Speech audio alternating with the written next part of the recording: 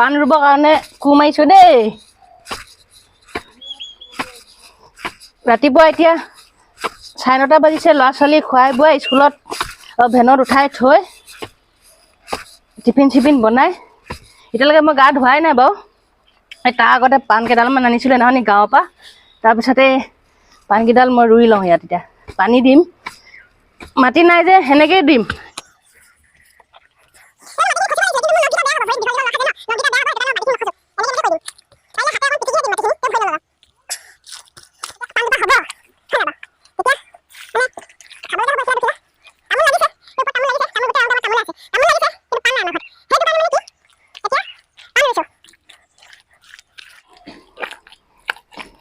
আৰু এইবোৰ কুঁহিয়া চুহিয়া চব মই ৰোৱা আকৌ। এজোপা কুঁহিয়া দেখিছে না, এই চব মই ৰোৱা।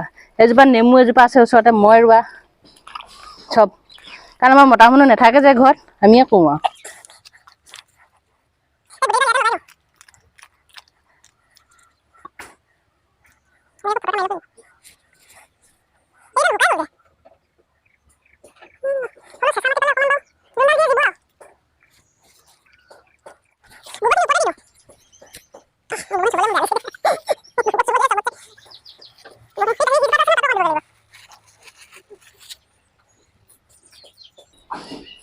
এই গোবৰ অকণমান দি দিছোঁ, গোন্ধাইছে গোবৰখিনি বৰ।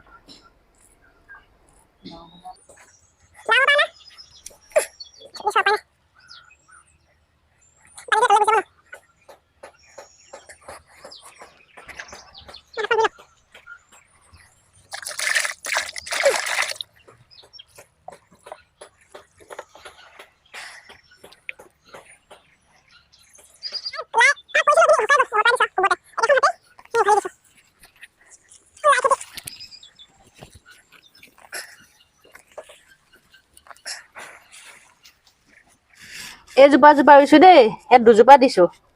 এজোপা ইয়াৰ পৰা গৈ ইয়াত বগাবলৈ দিম। আপোনালোকে আশীৰ্বাদ কৰিব দেই আমাৰ পাণ কেইজোপা জিবৰ কাৰণে। গান পাণ আপোনালোকে কেতিয়াবা লখিমপুৰ আহিব নহয়, আমাৰ ঘৰলৈ আহিলে আপোনালোককে খুৱাম গান পাণ।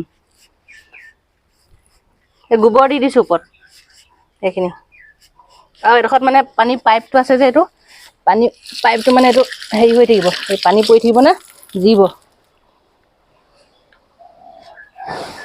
হৈ গৈছে আৰু। এই